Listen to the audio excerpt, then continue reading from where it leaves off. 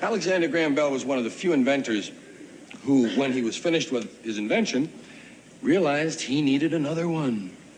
No one to call. Couldn't grab a dial tone. Back to the workbench, made another, pumped out another unit, put him up room to room. Hello, hello, everybody's there. Wouldn't you have liked to ask him what plans he had for this phone? What you gonna do with it, Alex? Gonna have them everywhere. Huh? Everywhere. Every phone, every place I have one. Got a house, got a phone. Got 2 rooms, 2 phones, everywhere. All the way from Orlando to Albuquerque. Pick it up. Hello, hello, everybody's there. We put them from Maine down to Portland. Every place got a phone. How you gonna connect them? Wire. Wire? Wire. Have a wire coming out the back of every one. Damn wire come out the back of the phone. Take all them wires, stick them together. Turn them around or something, I don't know. Pick it up. Hello, everybody's there. We have them in a restaurant. You put them on the side of the road if you want. Just put them all alone in the glass booth. Someone will come along and pick it up. Hello, everybody's there. Everybody's there. Al, I really don't think they're gonna let you do that. Man. I mean, the wires will be in everybody's way. I'm going to balance them on poles. Officer, we have a complete moron over here.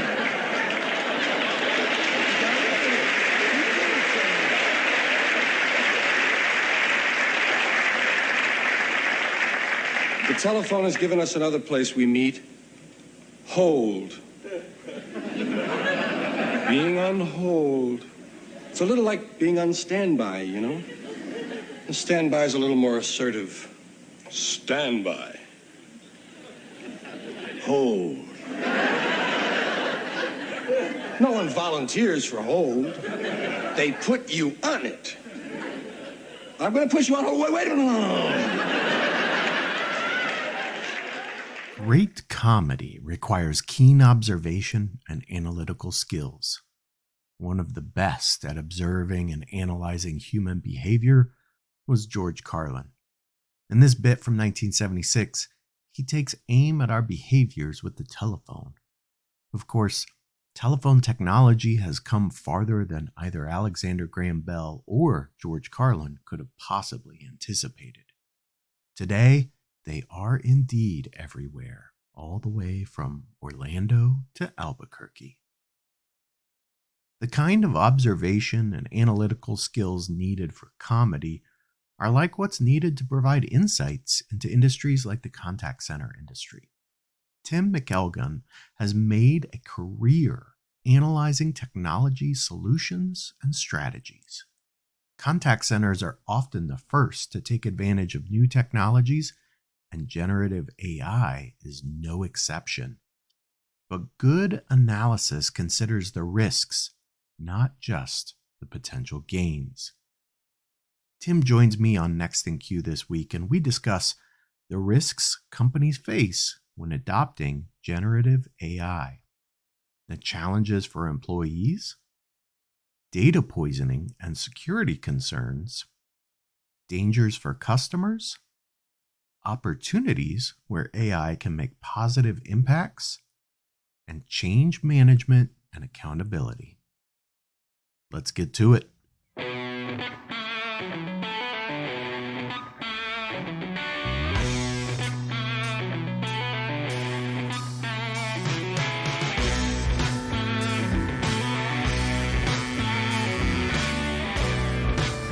Welcome to Next in Queue, the podcast for contact center and customer experience professionals. Next in Queue is brought to you by Happy 2 Vision. Eliminate blind spots and see right through every conversation with Happy 2 Vision. Learn more at happitu.com.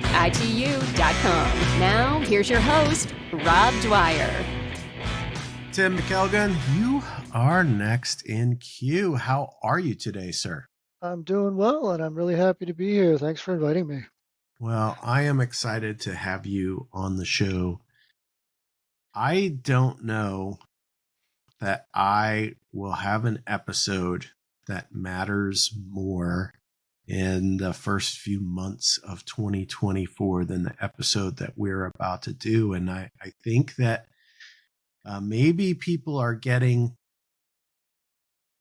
tired of hearing about AI, but it's not going away anytime soon. And you and I are going to That's for talk sure. about it's for sure.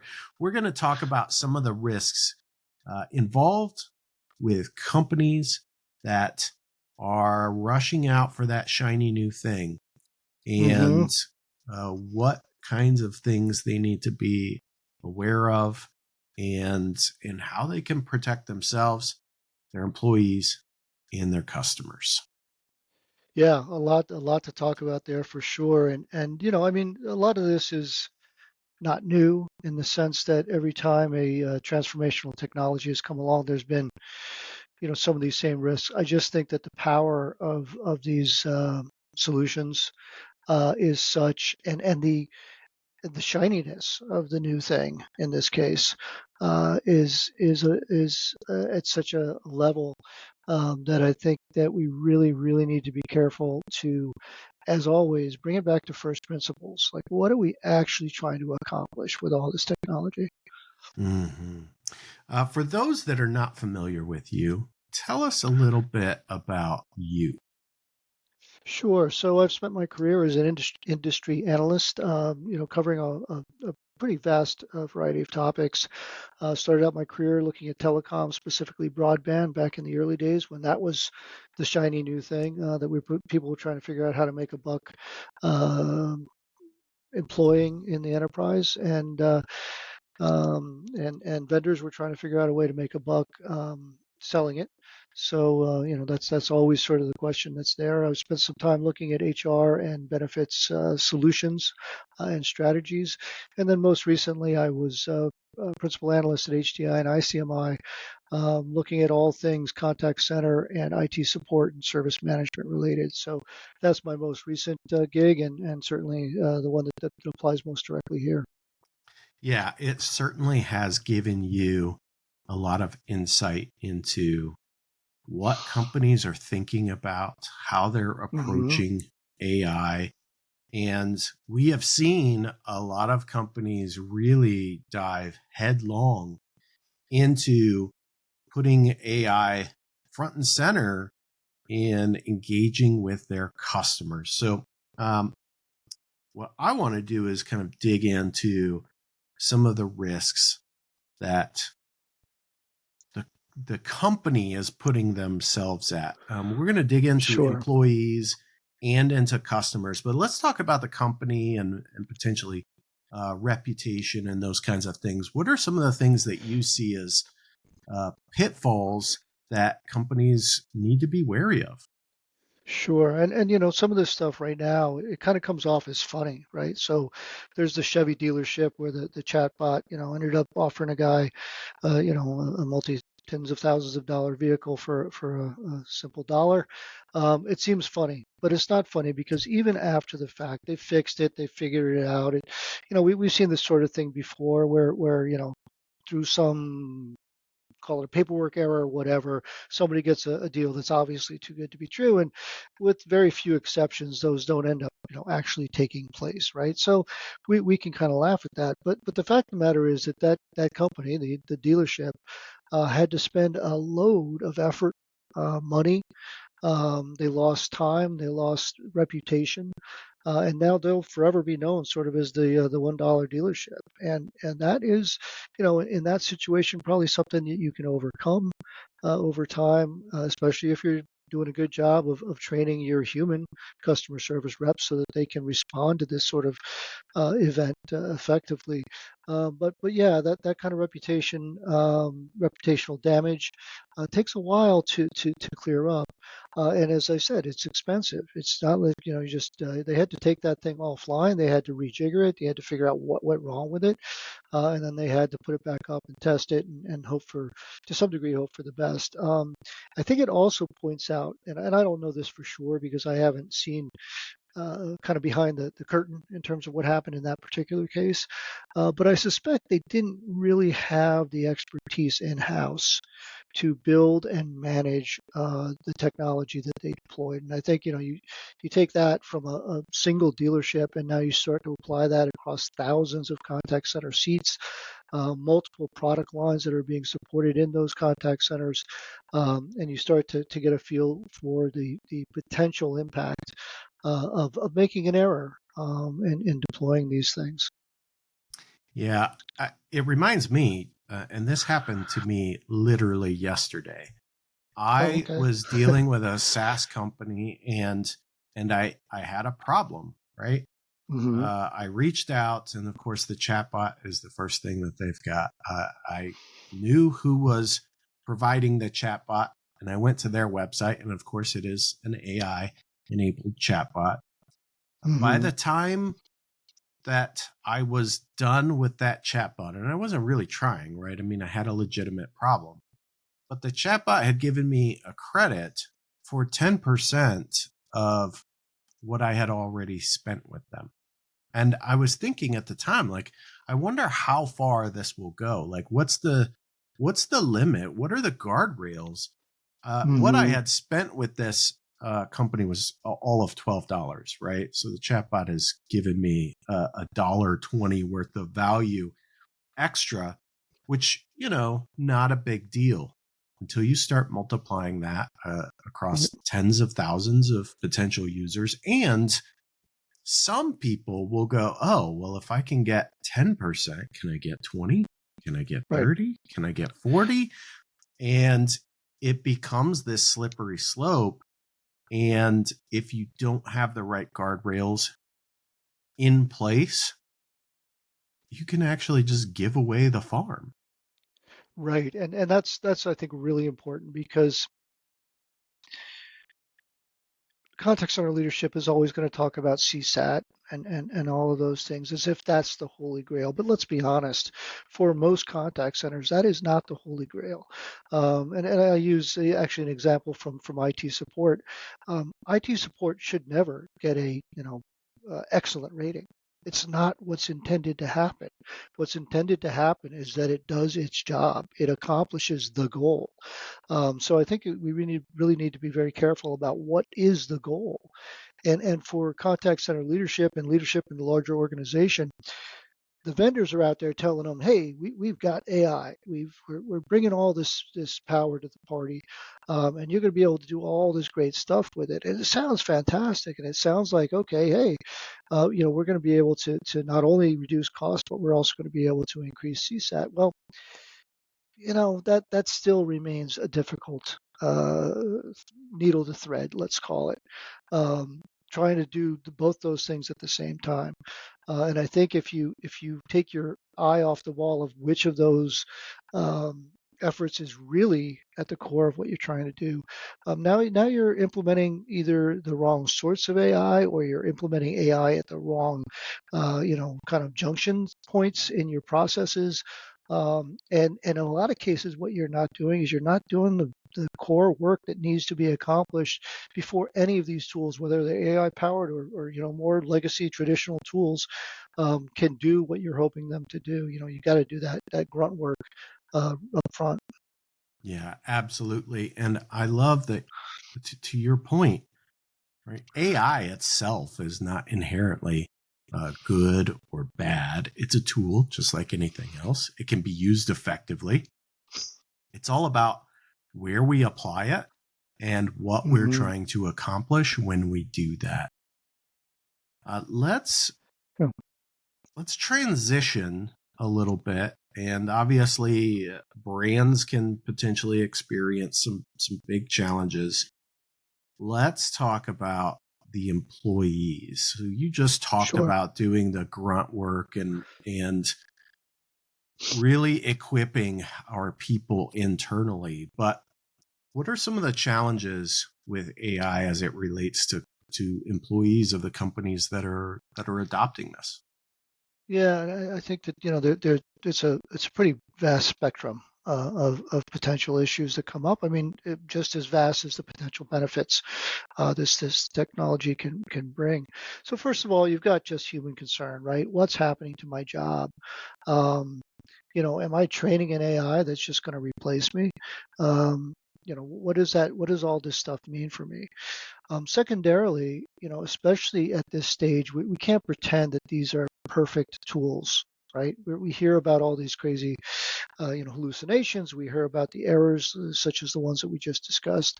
Well, now you've got an employee, a human employee, who is being told that this is your coworker, this is your tool, this is what you're going to lean on to improve your performance, but they're not sure they can trust it, which means they go into their days nervous. They go into their days without a sense of confidence. And in many cases, maybe they're not learning the core business, the core of their business. They're not building the skills that make for a fantastic contact center agent, because some of that stuff has been taken on by the AI. But and I think we've talked about this in many other uh, venues, but an unconfident employee, an unhappy employee, whether they're backed up by the most expensive, shiniest tool available or not, is not going to deliver excellent customer service.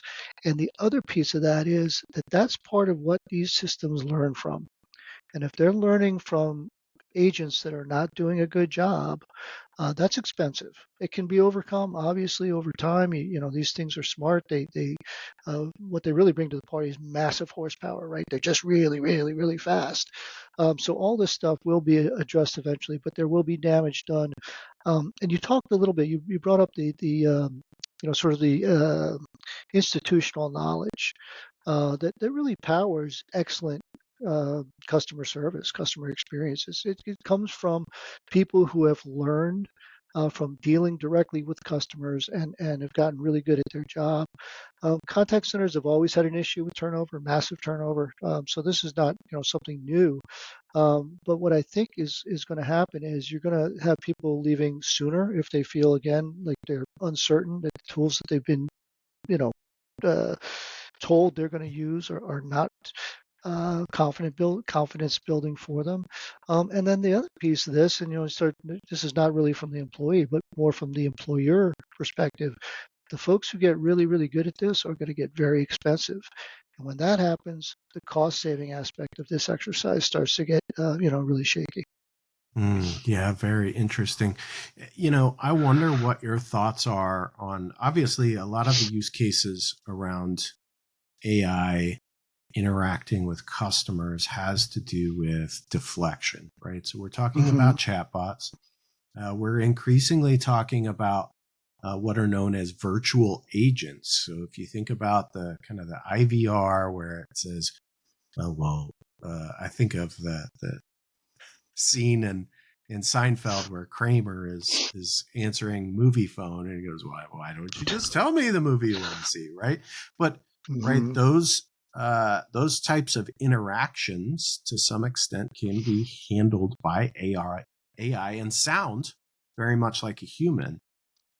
So we start taking some of the low hanging fruit, the easier to solve issues off the table, Mm-hmm. and we're automating those, and we're leaving the more complicated challenges for the humans.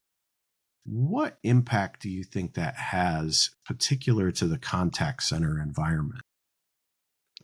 Well, I think there's a couple of things. There's a reason that folks are making money, um, positioning themselves as prompt coaches, right?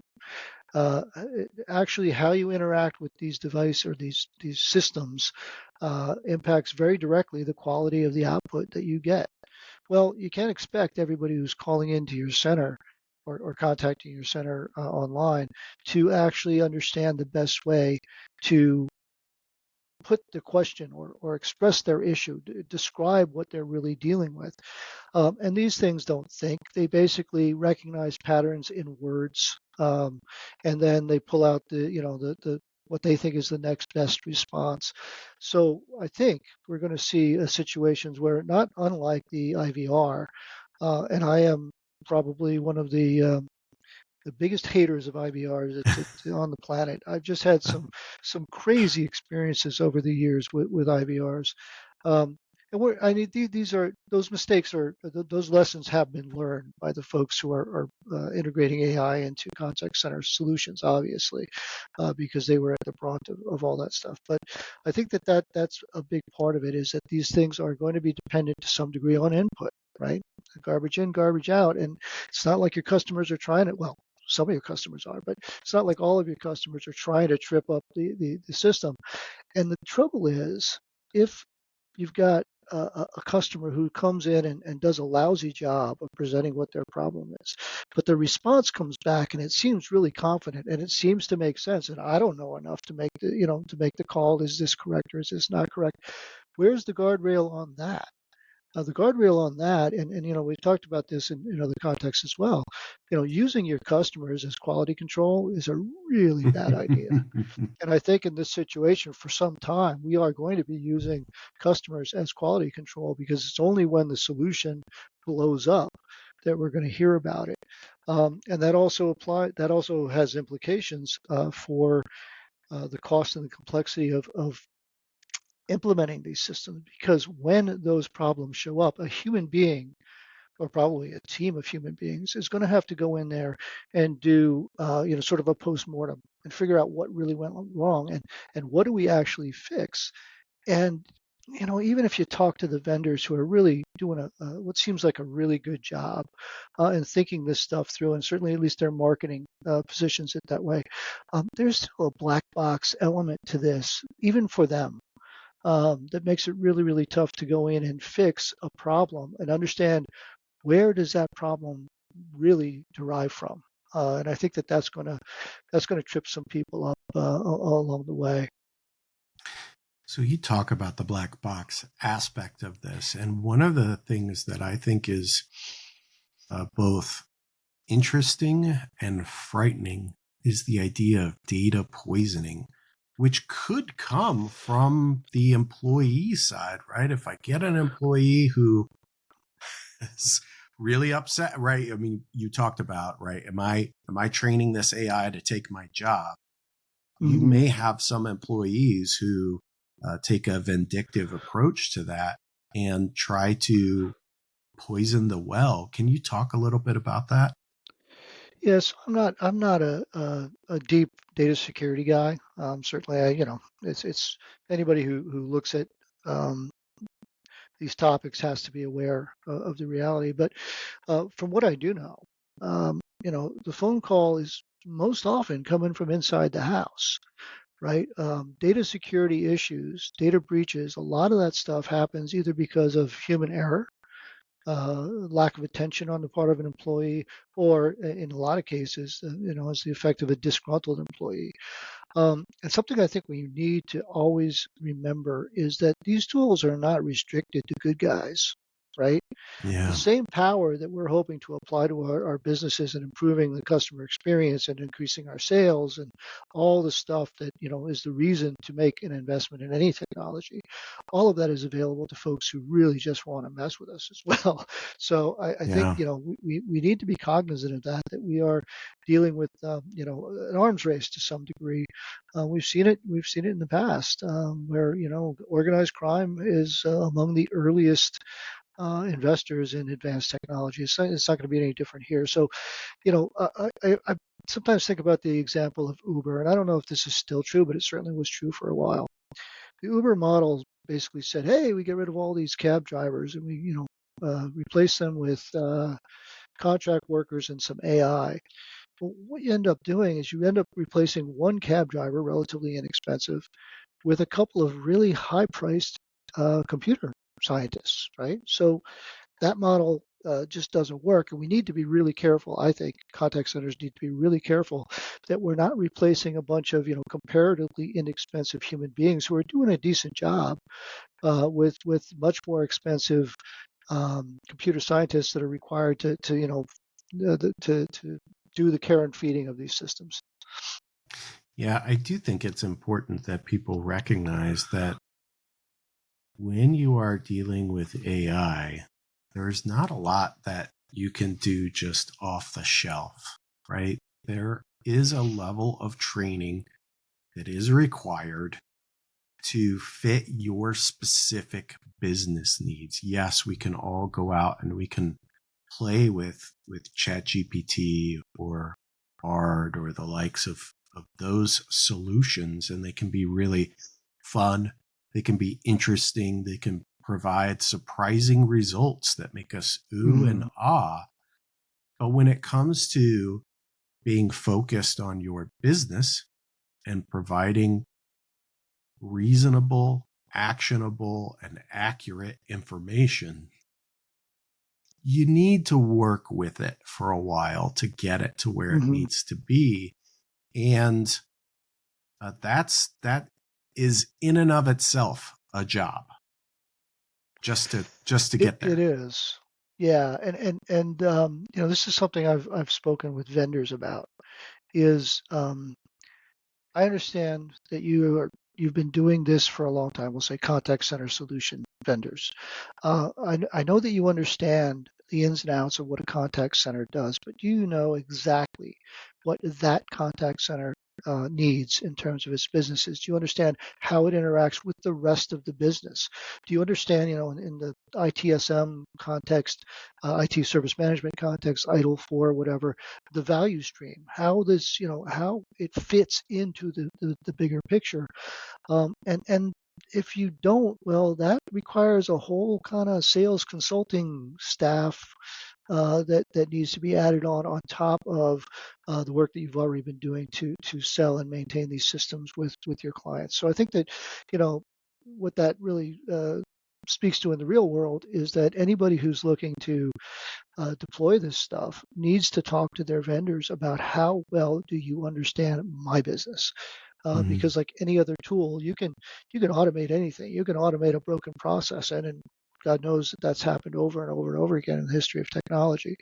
Um, and it's happened in the case of AI as well. Certainly, many times, more than we even know about. There are a lot of broken AI initiatives out there, and they're hugely expensive, especially at this point in the game. So I think that aspect of understanding not just what does a contact center do, because that's kind of not a realistic question. What does this contact center do?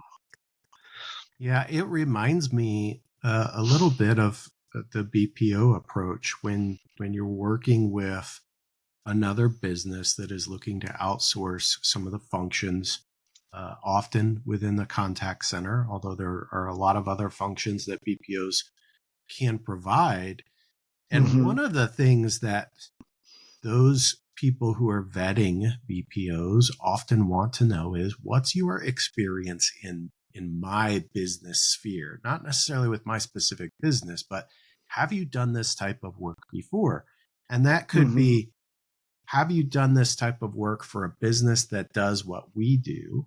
Or it could also be, have you supported this channel and the unique things that go along with that? So, for instance, Hmm. right, there's a big difference between answering the phones and dealing with physical US mail.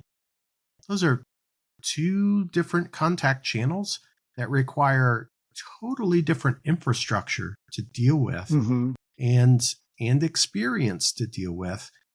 And as you talk about bringing AI into a business, it's some of the same kinds of questions that you're going to need to ask a vendor.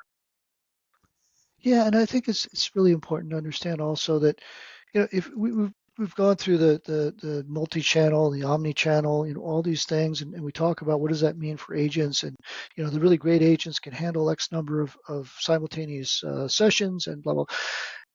Um, I would say my experience when I know that somebody is handling multiple sessions, you can tell, right? You can tell you're on that chat as with a human being, and you can sort of feel that delay, and you know that you are not the only focus for that particular agent. So I think that's one of the things that needs to be kept in mind is that people are, I think, more aware of, even if it's at some sort of like subliminal level. They're pretty aware of what they're dealing with when they interact with the contact center. And I think now one of the dangers is because these things are really, really good at imitating human beings, there's going to be situations where you think you're dealing with a human being, and at some point it becomes revealed that you're not. And I think that that is going to be a negative experience for a whole lot of people, and one that really needs to be kept in mind because then we talk about, oh, this stuff's going to get handed off to a human when it gets complicated. Well, that's where it gets complicated, and now it's not only complicated, it's negative. So the Mm. folks that you're using as your tier, whatever it's going to be called at this point, your next tier up, they're going to be handling not only difficult, complex situations, are going to be handling difficult situations, and I think that has a real impact on stress, on employee satisfaction, and all the things that go into, I think, making for a successful contact center, especially for higher value goods and services, right? Mm. Well, you've kind of led us down this path about customers and maybe some of the frustration and negative experience that it could potentially create. Let's talk about some of the potential dangers that lie for the customer, because ultimately, right, that's who we're trying to serve with this technology. Where can that go wrong? Well, and again, I'm not a computer scientist, and I may be a little bit behind the times on some of this stuff. Nonetheless, um, what is training data in this context? Now, you talk to the vendors and they're like, hey, this is all anonymized. It's from decades of doing this work. There's no danger there. Well, I'm sorry, that's just not true. There's always going to be danger in terms of the training data that you're using, and it's a privacy issue. And I think you look at GDPR, especially the European regulations around data privacy, and data agency, which is not a bad way to look at it, right? How much agency do I have over my data, the story of my life, so to speak? So if anything happens and that data is exposed, well, we know what that looks like. I get probably a couple, three envelopes a year saying, hey, your data may have been exposed and we're going to give you a year of free credit checks. And, well, now we're talking about AI, and it gets that much more complex, that much more potentially, catastrophic, I think, for people. So I think that is a huge concern, and one that, again, contact center leadership needs to discuss with their vendors very, very forthrightly. The other thing that has come to mind for me, especially if we're looking at things like intellectual property, copyright, that sort of stuff, we're seeing it with the chat GPTs and the bards and all the rest of these large language models that are out there, and they're saying no, this we're not violating copyright with this work that we're doing. But wait a second, you're scraping all the human knowledge on the web, and you're using that to make your product with. How are you not potentially violating existing, or in some cases probably developing regulatory and legal structures? The question is, how far down the supply chain does that trickle? In other words, if Mm. I use your system and your system's done something that is found to be illegal, etc., I've been using it. My customers have been interacting with this system. What is my liability? And much smarter legal minds than mine are looking at this stuff every day. But I think that, again, this isn't plug and play. It's not set it, forget it. There are issues around this that are going to be, in some cases, probably business survival threatening if they are not foreseen and headed off. And right now, there's just a little too much sort of, let's stick it in there and see what happens. It's bright and shiny. The CEO says, what are we doing in AI? And so we're going to do something in AI. And that's where those kinds of mistakes maybe will crop up. Yeah, I do worry that we are very much in a time where we're moving fast and loose and hoping to ask for forgiveness later as it relates to legislation. And we'll see Mm-hmm. in the long term how that plays out. There have already been some legislative actions when it comes to biometric data, particular to the Right. state of Illinois. Those people who listen Mm-hmm. to the show may remember the episode that I did with John Walter when we explored that. But you talked before too about this idea of personal data, and I go back again to the black box nature of some of these systems, and that black box nature doesn't facilitate the ability to cleanse data in the way that a standard database would, right? So if I know, and you brought up GDPR, right? If I get a request to remove personal data pursuant to GDPR, I need to know where all of that data is stored. I need to be able to remove all of that data and provide validation that I've done so.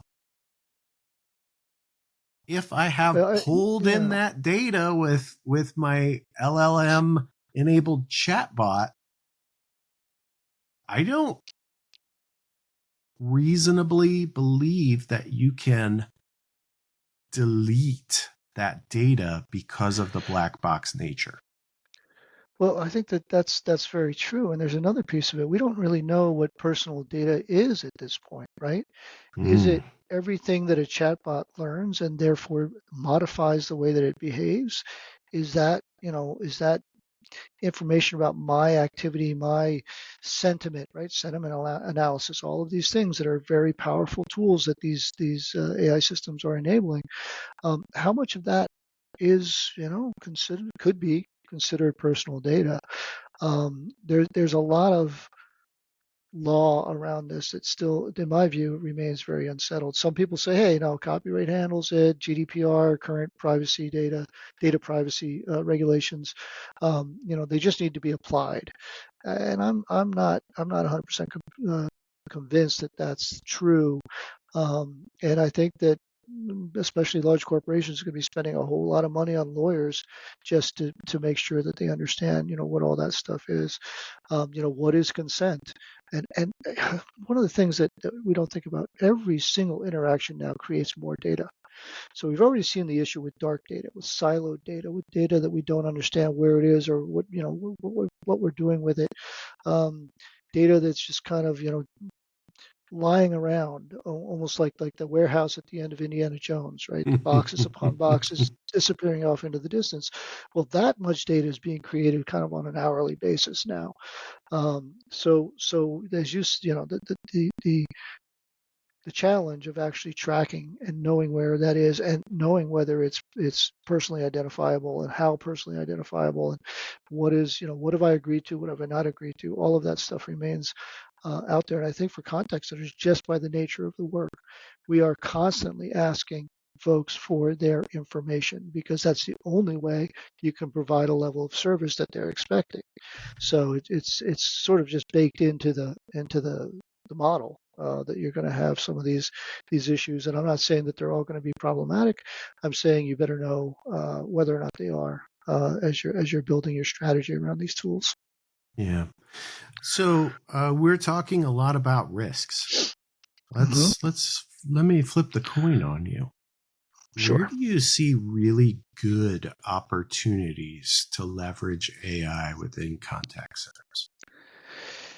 I think the conversational AI stuff, and again, there's all these caveats, and we've just been spending, half an hour talking about those caveats. But yeah, the shiny, beautiful future that the vendors are describing is not, fantasy. It's not being, made up out of whole cloth. These are functionalities that, if implemented well, are going to make a huge difference. You're going to be able to understand what folks want more quickly, more accurately, and surface hopefully the best possible response to their requirement in real time. Real time is where we're not there yet, I think. It's pretty close, it's fast, but if you even look at things like transcription, meeting transcription, right? Every meeting system you use now will supply you with a transcription. Well, I've looked at some of those transcriptions, and like many, transcriptions, they require hours of human work to figure out what's really there. So there's work to be done there. But I think that ability to capture, um, collate, and then take action based on the information that comes out of sentiment analysis, out of voice, out of all the things that these pattern recognition machines, which is really what they are. They're just really, really fast pattern recognition machines. All of that is going to be extremely valuable to contact centers. But again, I'll go back to a very early AI project that I'm aware of. A guy that I did some ghostwriting for was sort of a pioneer in AI. And he and his very high-powered PhD teams went off to India, and they were working with the company. I believe they did things like um, parse resumes, right? Which now, of course, is almost the standard operating use case for many, many AIs. But this goes back to sort of the dawn of things. And so they spent months and they analyzed everything, and they came and they did the business case, and they came back and they said, listen, you're at like 75% accuracy. Your business model doesn't require anything more than that. So basically, what our recommendation is that you fire us, right? So they'd spent all this money, they'd spent all this time, and at the end of the day, the business case wasn't there for that particular solution. And I think that is a pretty, a pretty good cautionary tale for anything around this AI. And it goes back to things that we talked about at the beginning of the discussion. Do you know what you're trying to accomplish with these or any other technology tools? Yeah, it's really important that you have a clear picture of what end result that you're trying to get to and what specific milestones are indicators of success for you. Because if you don't do that at the beginning, you're really just spending money and hoping something good will come out of it. Yeah, and even separate from AI, I mean, we see this all the time with KPIs and with metrics, and this, hey, why are you measuring that? Well, because when we installed this system I won't say 25 years ago, 5 years ago, these were the metrics that made sense for our business. So yeah, we just keep on measuring them, and we keep on rewarding our employees based on these metrics. And at the end of the day, they have nothing to do with our strategic competitive advantage. So I think that becomes even more accelerated probably as you start to use some of these really, really fast tools. Excuse me.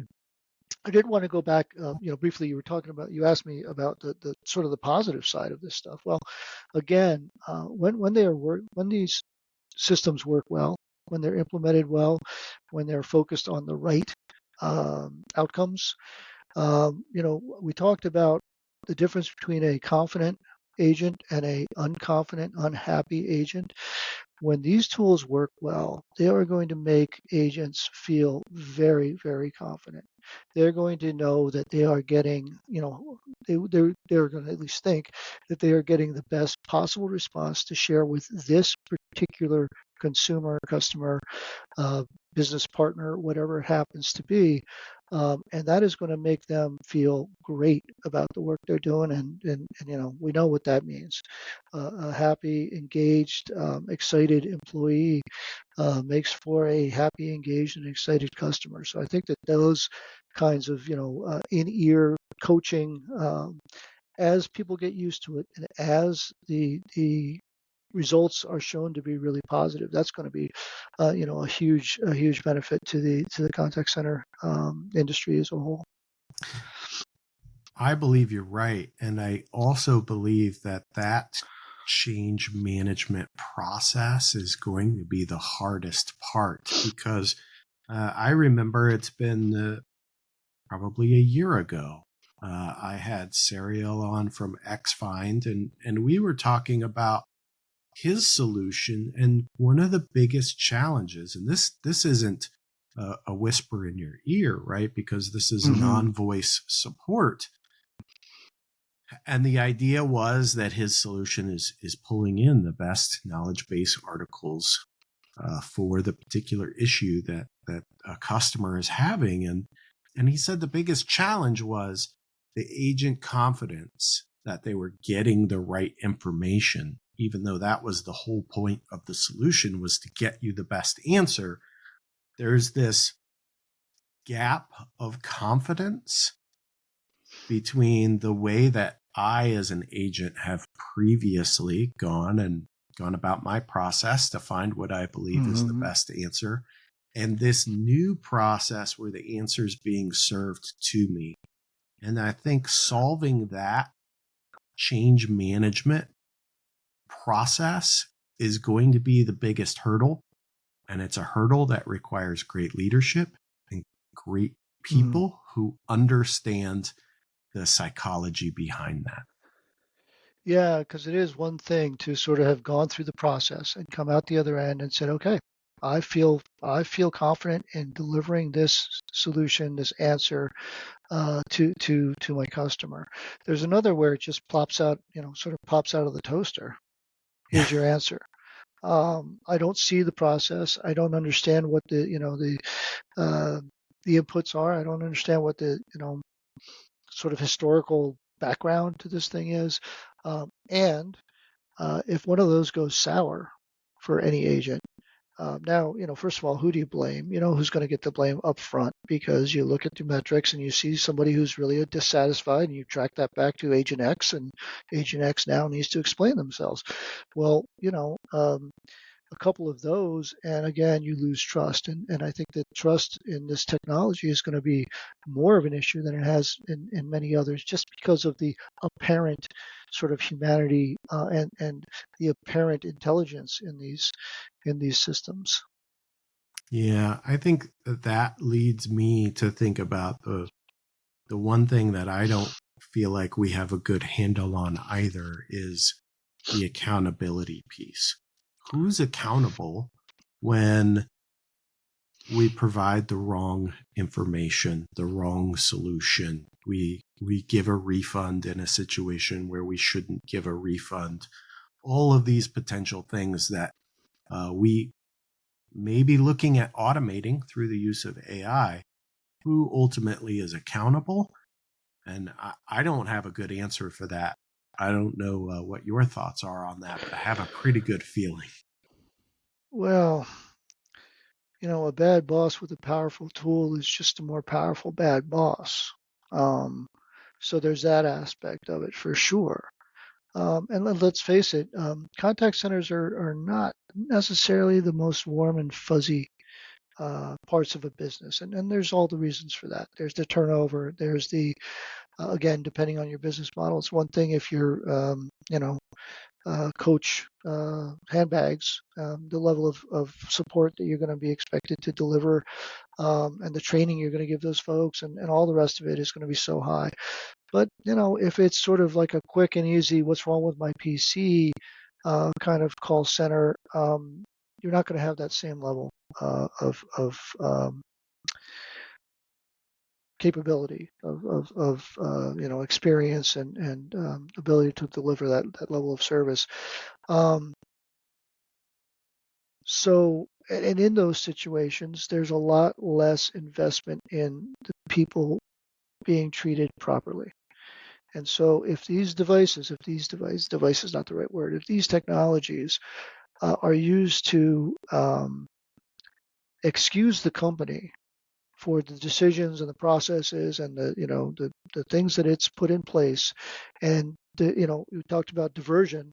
Well, if you're diverting blame, now that becomes really, really unhappy for the folks that are still working for a company like that. And I think that will be there's just by the nature of the contact center industry, there is a lot of very people heavy but very low cost kind of models.